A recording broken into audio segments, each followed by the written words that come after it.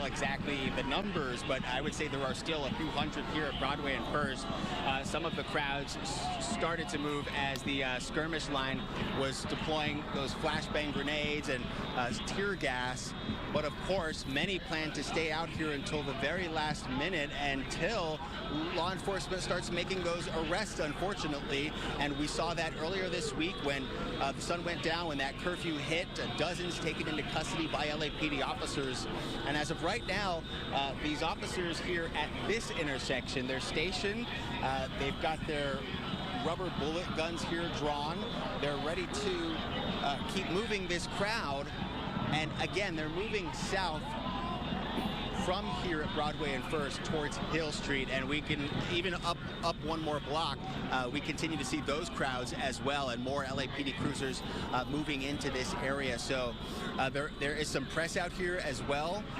Lots of people. Earlier we saw families out here, some elderly people, lots of dancing, peaceful protesting, chanting, and then things started to take a turn. We did see some of that activity, a few bottles being thrown into the air. We didn't see any officers being injured, but that's really what started to trigger the rubber bullets and those less lethal munitions being fired into the crowds here, as we're continuing to see more LAPD officers move in here. Hey, Mario, like pass this side where it says Civic Center. You guys are good, like right there. All right, so that officer obviously telling our reporter where he's good to be.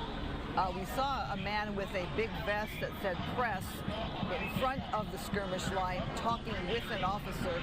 In this day and age, it's such a different concept of press, in that there's so many outlets, there's so many legitimate outlets, and there are so many social media people doing press that it's almost hard to know actually who is really press and who is doing their social media on their own. I can tell you that the LAPD Commander Carranza, who we've had on the air many times at news conferences, did issue a statement saying, please, if you're part of the media, do not place yourself between the police skirmish line and the crowd. We need to keep the line moving and can't stop for your camera shot. So that was from a commander with the LAPD. And here you have somebody, that seems very LA to me. Someone in a Santa suit. Actually, you know, Christine, I saw a Santa Claus, but he had a very long white beard walking downtown in Little Tokyo just yesterday. And he is saying something to the police officers. He's masked. But we saw this yesterday in Little Tokyo.